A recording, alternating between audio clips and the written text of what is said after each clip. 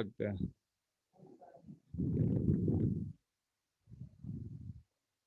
तो देखते क्या है कि एनिमल क्लासिफिकेशन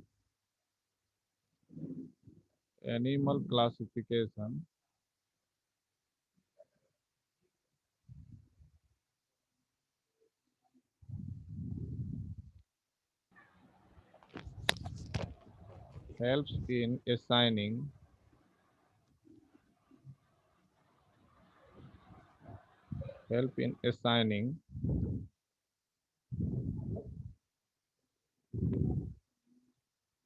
सिस्टेमिक पोजीशन या systematic position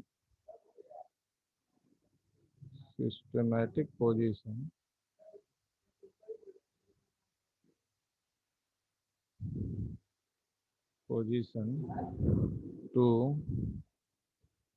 newly discovered species. जो भी न्यूली डिस्कवर्ड स्पेसीज हैं उनको हम एक पर्टिकुलर पोजीशन या पर्टिकुलर ग्रुप में क्या कर सकते हैं, उसको हम लोग रख सकते हैं। तो इसका एक क्लासिफिकेशन का एक फायदा हुआ। दूसरा क्या हुआ क्लासिफिकेशन फायदा कि it makes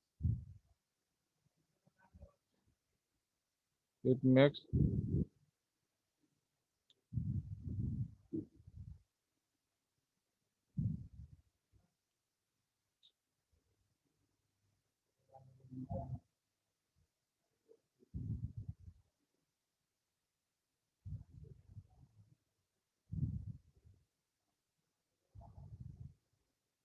it makes the study of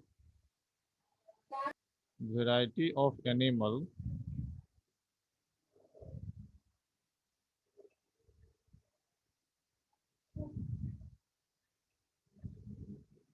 easy and convenient।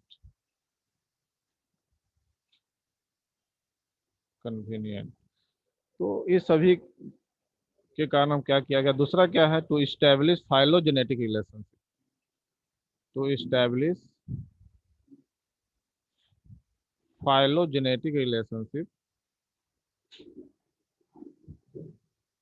इस सभी एडवांटेजेस के कारण हम क्या किए, एनिमल का क्लासिफिकेशन किया गया।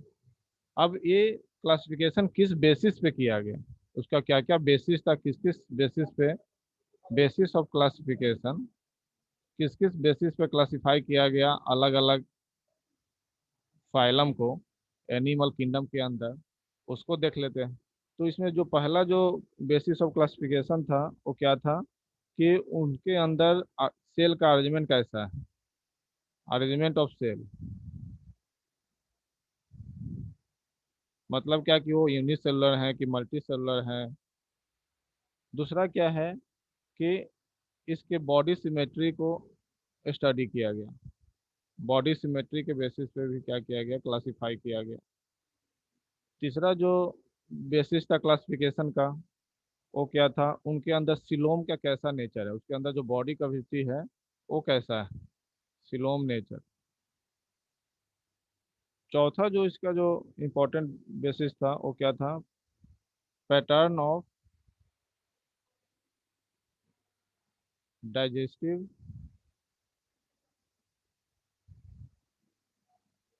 Digestive circulatory circulatory and reproductive system.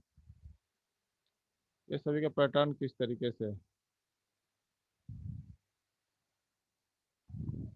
तो इस सभी बेसिस पे क्या किया गया, इस एनिमल किंगडम के अंदर डिफरेंट फाइलम को क्या किया गया, ग्रुप किया गया, बताया गया। अब इसमें जो पहला जो टॉपिक था कि अरेंजमेंट ऑफ सेल, या इसको हम क्या बोल सकते हैं, level of organisation, level of organisation, कि उस पर्टिकुलर एनिमल के अंदर जो सेल हैं वो किस तरीके से अरेंज या किस तरीके से ऑर्गेनाइज। तो इस बेसिस पे बोला गया क्या कि जो जो पहला जो जो क्लासिफाई किया गया वो cellular level of organisation, cellular level of organisation पे किया गया। यहाँ पे ये देखा गया क्या कि इसके अंदर जो भी एनिमल थे वो क्या थे, मल्टी सेलुलर थे। मल्टी सेलुलर थे। दूसरा क्या है कि ये बहुत सारे सेल से बने हुए थे, लेकिन यहाँ पे क्या था, no coordination between cell, no coordination between cell. Cell के बीच में जैसे एक सेल है, फिर यहाँ एक दूसरा सेल है, तीसरा सेल है, तो ऐसे क्या है कि दो ये सभी आपस में कोऑर्डिनेट नहीं थे, आपस में जुड़े हुए नहीं थे। हर एक सेल अपना इंडिपेंडेंट फंक्शन करता था। जो भी कुछ लाइव प्रोसेस करना हो, चाहे वो न्यूट्रिशन लेना हो, चाहे एक्सक्रीशन करना हो, चाहे किसी फूड मटेरियल को ट्रांसपोर्ट करना हो, तो ये जो सेल है वो इंडिपेंडेंट रूप से क्या करते थे, अपना लाइव प्रोसेस परफॉर्म करते थे। तो इसलिए क्या बोला गया, इसको सेलुलर लेवल ऑर्गेनाइजेशन बोला गया। इसके अंदर देखा गया कि एग्जाम्पल कौन से एग्जाम्पल आते हैं, तो इसके अंदर देखा गया स्पॉन्ज जो है इस तरीके के क्या है, एनिमल हैं जिनके अंदर क्या है, सेलुलर लेवल ऑर्गेनाइजेशन है। दूसरा देखा गया क्या, tissue level organisation, tissue level organisation. इसमें क्या देखा गया, टिश्यू लेवल ऑर्गेनाइजेशन में, कि यहाँ पे सेल क्या है, आपस में कोऑर्डिनेट है। जैसे मान लीजिए यहाँ पे ये भी एनिमल कैसे हैं, मल्टी सेलुलर है, मल्टी सेलुलर एनिमल ये भी है। लेकिन यहाँ पे देखा गया क्या कि जो भी सेल हैं वो आपस में क्या है, इनका कोऑर्डिनेशन है एक दूसरे से। तो इसलिए क्या कहा गया कि ये जो आपस में सेल के कोऑर्डिनेशन करने क्या बना दिए, टिश्यू बना दिए, और ये वो पार्टिकुलर टिश्यू ही क्या कर रहे हैं, वो क्या कर रहे हैं, डिफरेंट लाइफ प्रोसेस क्या कर रहे हैं, परफॉर्म कर रहे हैं, मल्टी सेलुलर। और यहाँ पे क्या है, कोऑर्डिनेशन बिटवीन सेल। जब सेल के बीच में कोऑर्डिनेशन हो जाएगा तो क्या हो जाएंगे, वो टिश्यू बन जाते हैं। तो कोऑर्डिनेशन बिटवीन सेल यहाँ पे देखा गया इस केस में। लेकिन टिश्यू के बीच में कोई कोऑर्डिनेशन नहीं है, ये याद रखिएगा। कोऑर्डिनेशन बिटवीन सेल, लेकिन no coordination between tissue, coordination between tissue. तो जब सेल के बीच में कोऑर्डिनेशन है तो यहाँ पे क्या हो गया, ये टिश्यू का फॉर्म हो गया, और ये टिश्यू फॉर्म हो गया तो क्या हो गया कि ये टिश्यू ही क्या कर रहे हैं, डिफरेंट लाइफ प्रोसेस परफॉर्म कर रहे हैं। तो इसके अंदर हम लोग देखते क्या है, जो भी हाइड्रा आते हैं, ये क्या है, इसके अंदर क्या है, टिश्यू लेवल ऑर्गेनाइजेशन है हाइड्रा के अंदर।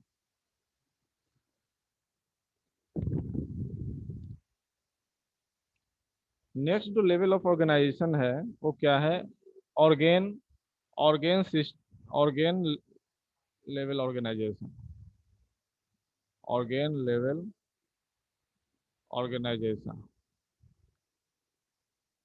ऑर्गेन लेवल ऑर्गेनाइजेशन देखते क्या है कि ये भी एनिमल क्या है, मल्टी सेलुलर है, लेकिन यहाँ पे टिश्यू क्या है, टिश्यू के बीच में कोऑर्डिनेशन है। जो टिश्यू आपस में कोऑर्डिनेट कर गए तो क्या बनाएंगे, वो ऑर्गेन बनाएंगे। जब टिश्यू आपस में कोऑर्डिनेट कर गए, बहुत सारे टिश्यू, तो क्या बना दिए, ऑर्गेन बना दिए। और ये ऑर्गेन क्या कर रहे हैं, पर्टिकुलर फंक्शन परफॉर्म कर रहे हैं। अब ये ऑर्गेन, बहुत सारे ऑर्गेन जब आपस में मिल जाते हैं तो क्या करते हैं, एक पर्टिकुलर सिस्टम बनाते हैं, तो उसको हम क्या बोलते हैं, ऑर्गेन सिस्टम बोलते हैं। तो उसको हम क्या बोलते हैं, ऑर्गेन सिस्टम लेवल ऑर्गेनाइजेशन।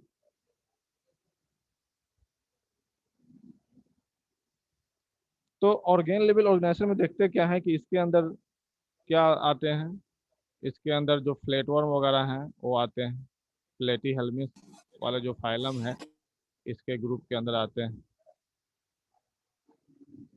फिर ऑर्गेन सिस्टम की बात करते हैं, तो ऑर्गेन सिस्टम वाले ऑर्गेनिज्म किस में आते हैं, इकाइनोडर्म्स में आते हैं, या कुछ कॉर्डेट कॉर्डेट हैं उसमें आते हैं। तो ये सब क्या है, ऑर्गेन सिस्टम वाले हैं। तो इस तरीके से क्या किया गया, पहला जो क्लासिफिकेशन का जो मेथड रखा गया, और उसके अंदर लेवल ऑफ ऑर्गेनाइजेशन कैसा है, उस पर्टिकुलर लेवल ऑफ ऑर्गेनाइजेशन के बेसिस पे क्या किया गया, क्लासिफाई किया गया।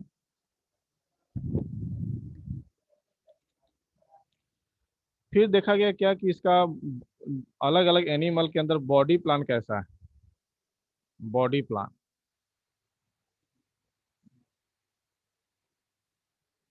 बॉडी प्लान करने का मतलब है कि उसका उसका जो उसका बॉडी है, मेन बॉडी है, वो किस तरीके से प्लान किया गया है नेचर के द्वारा। तो एक तो है कि सेल एग्रीगेट कर गए, सेल आपस में मिल करके सेल एग्रीगेट बॉडी प्लान मतलब क्या है, इसको हम किस में रखते हैं, सेलुलर लेवल ऑर्गेनाइजेशन में रखते हैं कि इसमें सिर्फ क्या है, सेल इंडिपेंडेंट रूप से क्या कर रहे हैं, वर्क कर रहे हैं। तो इसमें भी क्या होगा, ये स्पॉन्ज आ जाते हैं कि जहाँ पे सेल सिंपली सेल एग्रीगेट करके क्या कर रहे हैं, डिफरेंट फंक्शन परफॉर्म कर रहे हैं। तो उसको हम क्या बोलते हैं, सेल एग्रीगेट बॉडी प्लान। दूसरा जो बॉडी प्लान था इसको बोलते हैं blind sac, blind sac body plan, blind sac body plan. Blind sac body plan देखते क्या है, इसके अंदर रहता है इनकम्प्लीट डाइजेस्टिव सिस्टम। देखिएगा क्या कि बहुत सारे कुछ ऐसे भी एनिमल हैं जिनके अंदर क्या है, एक ही ओपनिंग है इंजेक्शन के लिए और एक्सक्रीशन के लिए। मतलब एक ही ओपनिंग से क्या कर रहे हैं, वो फूड भी ले रहे हैं और एक ही ओपनिंग से क्या कर रहे हैं, वो अपने वेस्ट प्रोडक्ट को बाहर निकाल रहे हैं। तो जैसे प्लेटी हेलमिन्स इसके ग्रुप में हम लोग रखते हैं कि प्लेटी हेलमिन्स क्या है, वो एक ऐसा फाइलम है जिसके अंदर क्या है, डाइजेस्टिव सिस्टम कंप्लीट नहीं है, उनके पास क्या है, एक ही ओपनिंग है। एक ही ओपनिंग से क्या करें, कोई फूड को ले रहे हैं।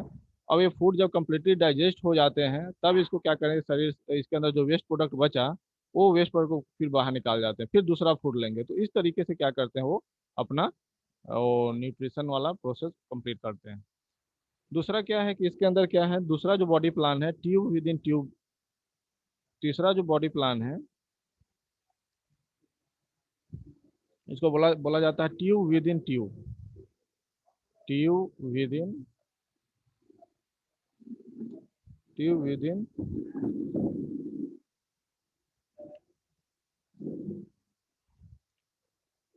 ट्यूब विद इन और ट्यूब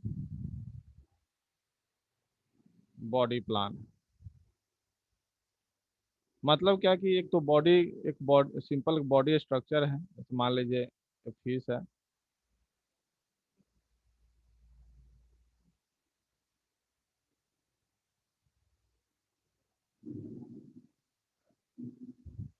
तो इसके अंदर देखते क्या है कि एक पर्टिकुलर क्या है, एक ट्यूब है। और ये ट्यूब क्या है, माउथ से होते हुए क्या हो रहा है, दूसरा ओपनिंग है इसका, देखिएगा यहाँ पे इसका दूसरा ओपनिंग है। तो यहाँ पे देखना इसका क्या है, ये एनस है और ये क्या आपका माउथ है। तो वैसे एनिमल जिसके अंदर क्या हो, कंप्लीट डाइजेस्टिव सिस्टम हो, उसको क्या बोला जाता है, उसका बॉडी का कैसा बॉडी प्लान है, tube with in tube body plan है।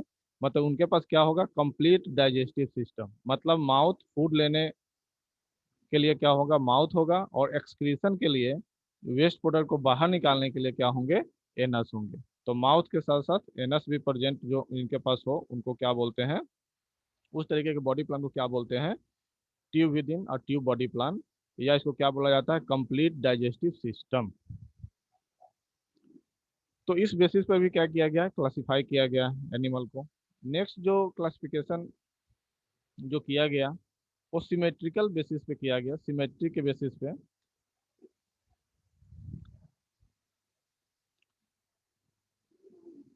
नेक्स्ट जो क्लासिफिकेशन किया गया वो क्या किया गया, सिमेट्री के बेसिस पे। सिमेट्री क्या होता है कि जब उस पर्टिकुलर एनिमल को हम इक्वल पार्ट में डिवाइड कर पाते हैं कि नहीं कर पाते हैं। तो इस तरीके से क्या किया गया, दो टाइप्स के सिमेट्री होते हैं। एक को बोला जाता है एसिमेट्रिकल, एसिमेट्रिकल कि वैसे एनिमल जिसको किसी भी प्लेन से हम कट करते हैं तो दो इक्वल हाफ में डिवाइड नहीं हो, तो उसको हम क्या बोलते हैं, एसिमेट्रिकल बोलते हैं। और दूसरा होता है सिमेट्रिकल, जिसको जिसको हम जब किसी एक प्लेन से या बहुत सारे प्लेन से कट करने पर टू इक्वल पार्ट में डिवाइड हो जाए तो उसको क्या बोलते हैं, सिमेट्रिकल बोलते हैं। और इसके दो टाइप हैं। इसके दो टाइप कौन कौन से हैं, तो एक को बोलते हैं हम लोग radial, radial symmetry. Radial symmetry में देखते क्या है, रेडियल सिमेट्री, और दूसरा क्या है, बाईलेटरल सिमेट्री, बाईलेटरल सिमेट्री। तो रेडियल सिमेट्री में देखते क्या है कि जब हम किसी एनिमल को किसी भी प्लेन से कट करते हैं, any plane that passing through central axis and body of animal divide into two identical half, कि कोई भी हम जब प्लेन से जब किसी एनिमल को काट रहे हैं उसके सेंट्रल एक्सिस से होते हुए, तो वो जो पर्टिकुलर एनिमल है दो आइडेंटिकल हाफ में डिवाइड जब हो जाए तो उसको क्या बोलते हैं, रेडियल सिमेट्री बोलते हैं। एग्जाम्पल के तौर पर देख सकते हैं जो स्टार फिश होते हैं वो क्या होते हैं, और भी हैं जैसे उसके अंदर बहुत सारे कॉर्डेट हैं टेनोफोर्स हैं, इकाइनोडर्म्स हैं। तो ये सभी क्या करते हैं, रेडियल सिमेट्री शो करते हैं। दूसरा क्या है, बाइलेटरल सिमेट्री। बाइलेटरल सिमेट्री कहने का मतलब क्या है कि जब उस पर्टिकुलर एनिमल को किसी एक प्लेन से top to bottom, anterior to posterior, top to bottom उसको जब कट करेंगे ओनली वन प्लेन, तो उसको क्या बोलते हैं, बाइलेटरल सिमेट्री बोलते हैं। दो आइडेंटिकल इक्वल हाफ में क्या हो जाते हैं, डिवाइड हो जाते हैं। लेकिन ये ध्यान रखना है, only one plane that passing through central axis. दूसरा क्या, ए सिमेट्रिकल में क्या एग्जांपल है, अमीबा। अमीबा का शेप फिक्स नहीं होता है, इसको हम इक्वली हाफ नहीं काट सकते हैं। दूसरा क्या है, एडल्ट स्नेल। देखिएगा एडल्ट जो स्नेल होते हैं, एडल्ट स्नेल याद रखिएगा, क्योंकि लार्वल स्नेल जो होते हैं, जो इसका जो लार्वल स्नेल होते हैं वो क्या होते हैं, बाइलेटरल सिमेट्री होते हैं। एडल्ट एडल्ट स्नेल जो होते हैं वो क्या होते हैं, एसिमेट्रिकल होते हैं, इसको दो इक्वल हाफ में डिवाइड नहीं कर सकते हैं। तो ये सिमेट्री के बेसिस पे भी क्या किया गया, क्लासिफाई किया गया। दूसरा जो दूसरा जो क्लासिफिकेशन का टाइप था वो क्या था, कि उसके अंदर किस तरीके का सर्कुलेटरी सिस्टम है। सर्कुलेटरी सिस्टम किस तरीके का, सर्कुलेटरी सिस्टम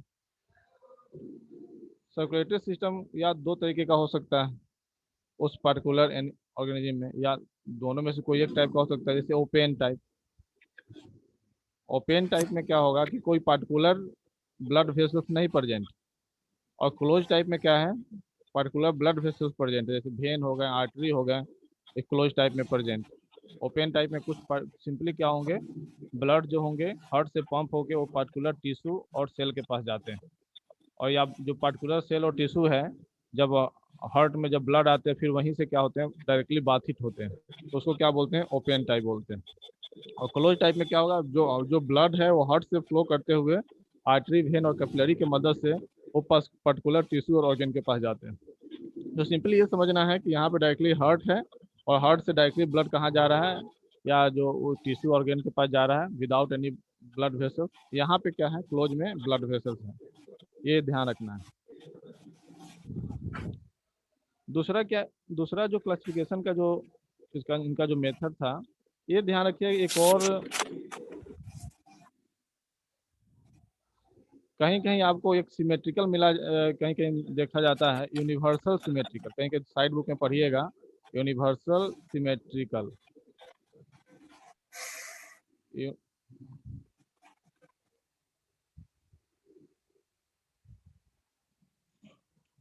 यूनिवर्सल सिमेट्री क्या होता है, यूनिवर्सल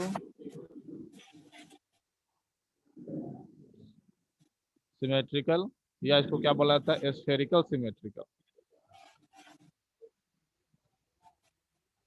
ये क्या होता है, तो इसमें देखा गया है क्या कि जो एक ब्लू ग्रीन एल्गी होता है जिसका नाम है क्या है, वॉल्वॉक्स। आई वॉल्वॉक्स क्या है, ग्रीन एल्गी जनरली है, तो एक इसका कैसा शेप है, स्पेरिकल शेप है, इस तरीके का spherical shape.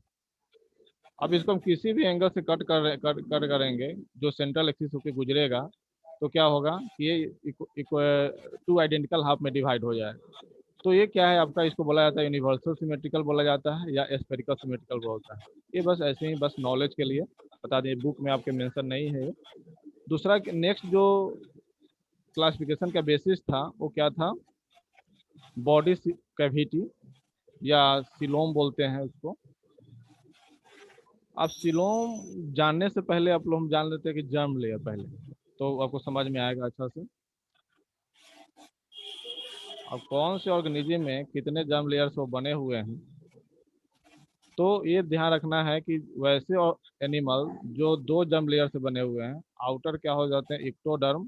Outer germ layer क्या है, किसी किसी इक्टोडर्म, और जो अंदर वाले को क्या है बोलते हैं, इंडोडर्म। तो ये दो जर्म लेयर से जो बने होंगे उसको क्या बोलते हैं? डिप्लोब्लास्टिक एनिमल बोलते हैं। और इसके साथ साथ एक तीसरा डेवलपमेंट होता है आगे, एडवांस, जैसे एनिमल एडवांस होते हैं इवोल्यूशन के दौरान, तो इक्टोडर्म, फिर बीच में आ जाते हैं मीजोडर्म, और फिर आते हैं इंडोडर्म। तो ये तीनों जब जर्म लेयर किसी एम्ब्रियोनिक स्टेज में प्रेजेंट है किसी भी एनिमल के, तो उसको क्या बोलते हैं? Triploblastic germ layer.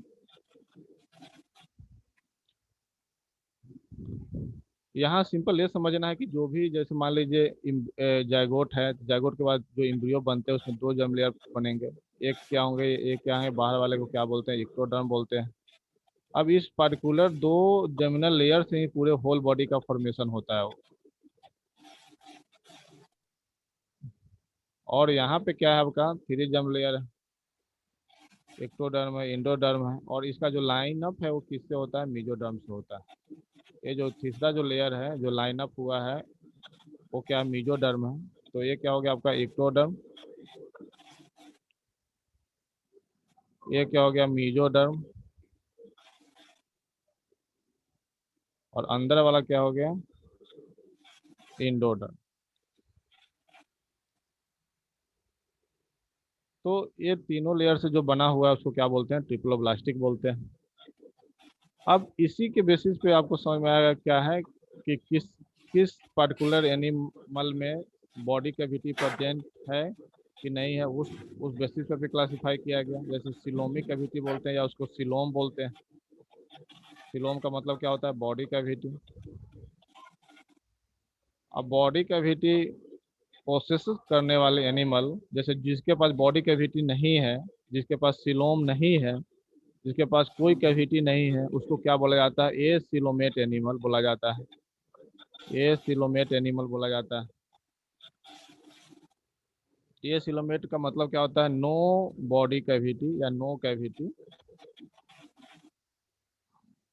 यहाँ पे देखते क्या है कि दो ही जर्म लेयर है, एक्टोडर्म और इंडोडर्म, और ये पूरा क्या है? आपके ब्लड वेसल्स और ब्लड से या इस सब से भरा हुआ है, कोई कैविटी नहीं है।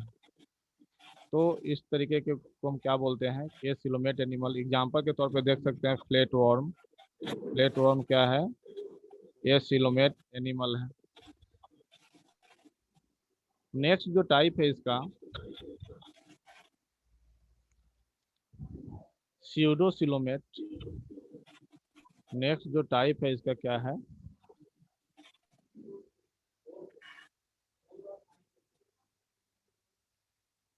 स्यूडोसिलोमेट। स्यूडोसिलोमेट क्या होता है? मतलब जिनके पास क्या हो? फॉल्स बॉडी कैविटी हो, उसको क्या बोला जाता है? स्यूडोसिलोमेट बोला जाता है। इसमें देखते क्या है? फॉल्स बॉडी कैविटी कैसे दिखता है ये देख लीजिए। जैसे मान लीजिए क्या है, ये इक्टोडर्म है, बाहर वाला लेयर, अंदर वाला क्या है? इंडोडर्म है। और जब यहाँ देखिए क्या होगा कि आपको मीजोडर्म का इस तरीके का पैचेज लाइक स्ट्रक्चर आपको दिखेगा मीजोडर्म का। तो ये क्या है आपका? जो ये जो खाली जगह है, कैविटी है, उसमें क्या है? इस तरीके का पार्टिकुलर क्या है? लेयर प्रेजेंट है मीजोडर्म का, इस तरीके का। तो ये क्या है? टोटली क्या है? ये आपका कैविटी टोटली, टोटल इसको कैविटी नहीं कहेंगे क्योंकि इसके प्रेजेंस के कारण क्या है? ये ट्रू नहीं बन पाता है। इसके कारण क्या बोलते हैं? इसको फॉल्स स्यूडोसिलोमेट बोलते हैं।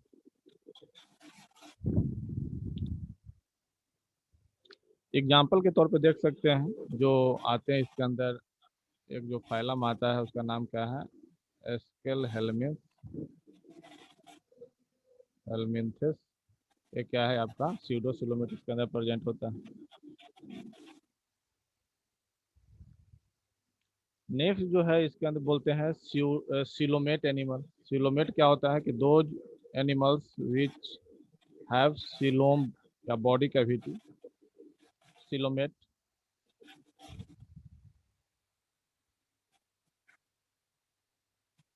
Animal पोसेसिंग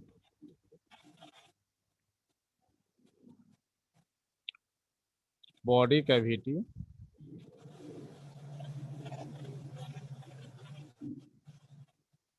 is known as coelomate, मतलब जिनके अंदर क्या है बॉडी कैविटी प्रेजेंट है। तो कैसे होंगे, तो सिंपल यहाँ देखिए क्या कि इस तरीके का क्या है आपका बाहर का लेयर है, इसको क्या बोलते हैं, इक्टोडर्म बोलते हैं। अब इक्टोडर्म के साथ साथ क्या है, ये क्या आपका अंदर वाला जो लेयर उसको क्या बोलते हैं, इंडोडर्म है।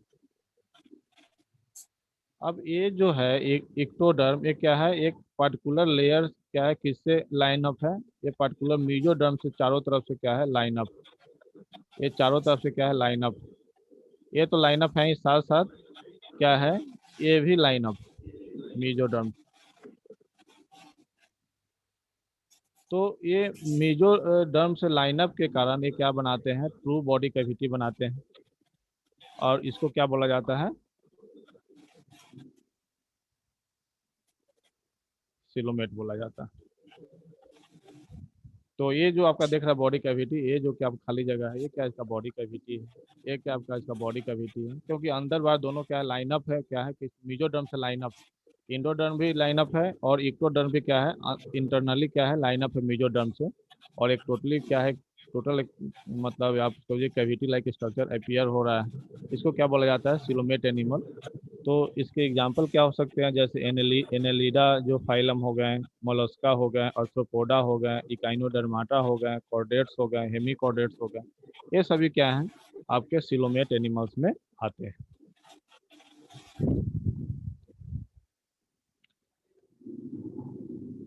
नेक्स्ट जो इसका जो टॉपिक है मेटामेरिज्म, मेटामेरिज्म बोलिए या सेगमेंटेशन बोलिए, उस बेसिस पर भी क्या किया गया है, क्लासिफाई किया गया है पर्टिकुलर एनिमल को।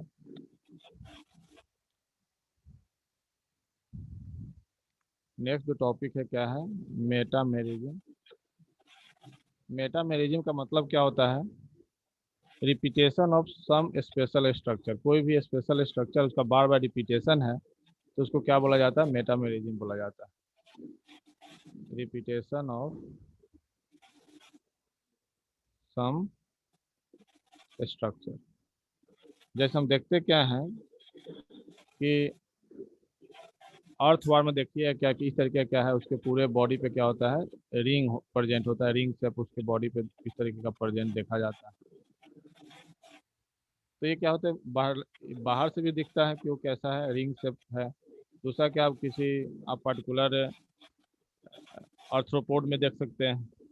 तो देखा गया है क्या कि जो ये जो सेगमेंट है, इस सेगमेंट को हम क्या बोलते हैं, मेटामर्स बोलते हैं, मेटामर्स बोलते हैं। और मेटामर्स को हम एक नाम देते हैं एक्सटर्नल सेगमेंट, जो बाहर से जो सेगमेंट दिख रहा है एक्सटर्नल, सॉरी एक्सटर्नल सेगमेंट।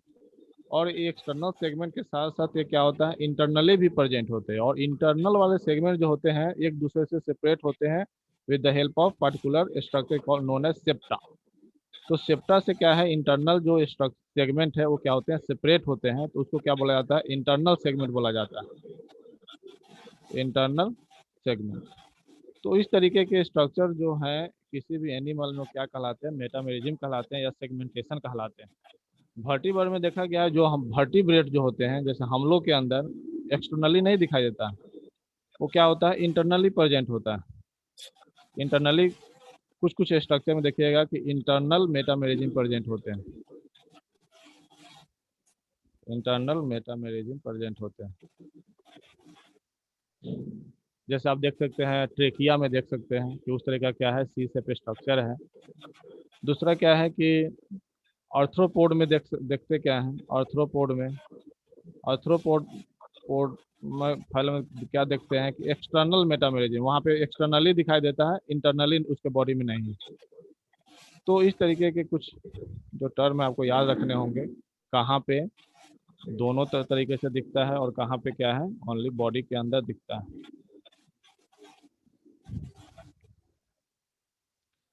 फिर क्या है, जो नेक्स्ट जो टॉपिक है वो क्या है, नोटोकॉर्ड, कि किसके कौन से एनिमल हैं जिनके बॉडी के अंदर रॉड लाइक स्ट्रक्चर डोर्सली क्या है प्रेजेंट है, तो उसको क्या बोलते हैं, नोटोकॉर्ड बोलते हैं। तो ऐसे जो भी ऑर्गेनिज्म हैं जैसे जो भी नोटोकॉर्ड प्रोसेस करने वाले ऑर्गेनिज्म हैं उनको क्या कहा जाता है, कॉर्डेट कहा जाता है, और जिनके अंदर नोटोकॉर्ड नहीं है उसको क्या कहा जाता है, नॉन कॉर्डेट कहा जाता है। तो ये, और ये भी देखा गया है कि होता क्या है कि एक इसका स्ट्रक्चर कैसा होता है नोटोकॉर्ड का, तो बैक साइड में जो रॉड लाइक स्ट्रक्चर जो होते हैं किसी भी एनिमल के एम्ब्रियोनिक स्टेज में, वो क्या कहलाता है, नोटोकॉर्ड कहलाता है। और ये किससे डिराइव होते हैं, किससे बने होते हैं, तो मीजोडर्म से बने होते हैं। तो याद रखना है कि नोटोकॉर्ड स्ट्रक्चर किससे डिराइव होते हैं, मीजोडर्म से। मीजोडर्म जो जर्मिनल लेयर है, मीजोडर्म मीजोडर्मली डिराइव। दूसरा कैसे कैरेक्टरिस्टिक है कि रॉड लाइक है, रॉड लाइक स्ट्रक्चर है इसका। तीसरा जो इसका जो है कि ये क्या है, डॉर्सल साइड में प्रेजेंट होते हैं, प्रेजेंट एट डॉर्सल साइड। तो ये सब क्या है, कुछ इस बेसिस पे भी क्या किया गया है, क्लासिफाई किया गया है। और जिसके पास क्या होंगे, नोटोकॉर्ड होंगे, उसको क्या बोला जाता है, कॉर्डेट बोला जाता है। कॉर्डेट वाले कौन कौन से एनिमल हो गए।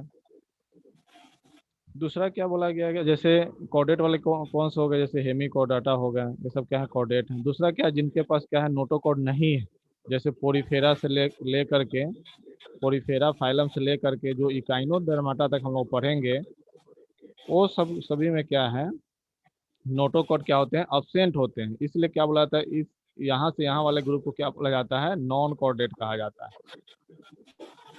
नॉन कॉर्डेट कहा जाता है। ये याद रखिएगा। फिर आगे हम लोग को पढ़ेंगे कि वर्टिब्रेट किसको कहा जाता है, नॉन वर्टिब्रेट किसको कहा जाता है। ये हो गया। दूसरा जो इसका क्लासिफिकेशन का जो मेथड है आपके साइड बुक में दिया हुआ है, जैसे अपेंजेज के बेसिस पे, अपेंजेज के बेसिस पे क्या किया गया है, इसको क्लासिफाई किया गया है। अपेंजेज क्या होता है, तो कोई भी external extending from the main body, मतलब मेन बॉडी से जो भी कुछ एक्सटर्नल एक्सटेंड होके कुछ बॉडी पार्ट निकल रहे हैं, उसको क्या बोला जाता है, अपेंजेज कहा जाता है। जैसे द स्ट्रक्चर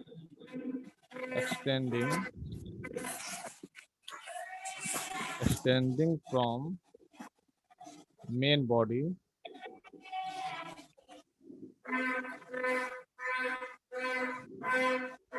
इसको क्या कहा जाता है, अपेंडेज कहा जाता है। और ये जो है स्ट्रक्चर क्या करते हैं, किस चीज़ में मदद करते हैं एनिमल को, तो ये जो स्ट्रक्चर है अपेंडेज जो है, ये फीडिंग के लिए, कुछ पर्टिकुलर जो उसको फूड ऑब्टेन करना है तो फीडिंग के लिए, साथ साथ लोकोमोशन में भी क्या करते हैं, ये मदद करते हैं, लोकोमोशन में मदद करते हैं। एग्जाम्पल के तौर पे देख सकते हैं कि जैसे टेंटिकल्स होते हैं। टेंटिकल्स क्या है, टेंटिकल्स कहाँ प्रेजेंट होते हैं, टेंटिकल्स ये कहाँ होते हैं, हाइड्रा में प्रेजेंट होते हैं। तो हाइड्रा में टेंटिकल्स में क्या होते हैं, एक्चुअली स्टिगिंग सेल होते हैं, जो क्या करते हैं, कोई भी प्रे को जब ये पकड़ते हैं तो स्टिगिंग सेल क्या करते हैं, उस प्रे को किल कर देते हैं, और वो क्या करते हैं, वहाँ से वो अपने माउथ के अंदर ले लेता है। तो क्या किया, ये फीडिंग के लिए यूज कर, इस तरह के टेंटिकल क्या हो, फीडिंग के लिए यूज कर गए। ये इसका यूज क्या करते हैं, लोकोमोशन के लिए भी यूज करते हैं टेंटिकल्स का। दूसरा क्या है देखिएगा, पारापोडिया। पारापोडिया भी क्या एक तरह का क्या है, अपेंजेज है, जो कहाँ प्रेजेंट होता है, नेरिस में। नेरिस एक तरह का क्या है, नेरिस एक तरह का ऑर्गेनिज्म है जो एनेलिडा ग्रुप में प्रेजेंट है। इसमें देखिएगा क्या कि जैसे इसका मेन बॉडी होगा, तो मेन बॉडी में ही क्या होगा, यहाँ से इस तरीके का स्ट्रक्चर निकला होगा, इस तरीके का स्ट्रक्चर इसमें बॉडी में निकला होगा, इसको क्या बोला जाता है, पारापोडिया बोला जाता है। तो ये दूसरा क्या है कि कुछ किसी के बॉडी में लिम्स निकले हुए हैं, लिम्स जानते ही, जो 4 लिम्स इन लिम्स है, वो क्या है, उसको टेट्रापोडा बोला जाता है, टेट्रापोडा।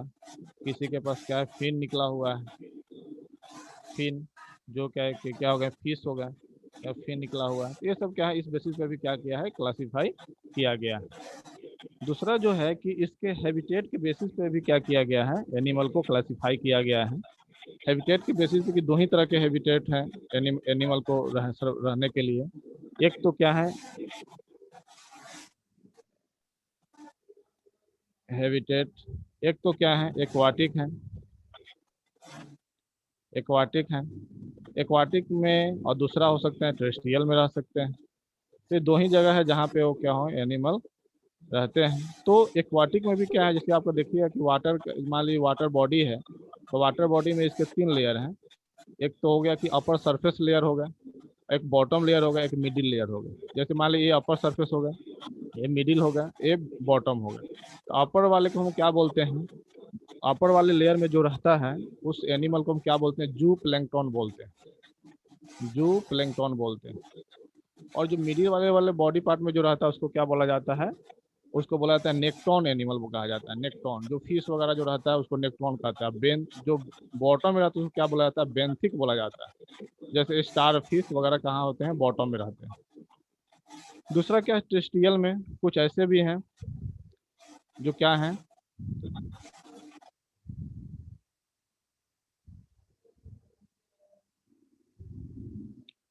कुछ ऐसे हैं जो क्या होते हैं कि वो बिल में रहते हैं। जैसे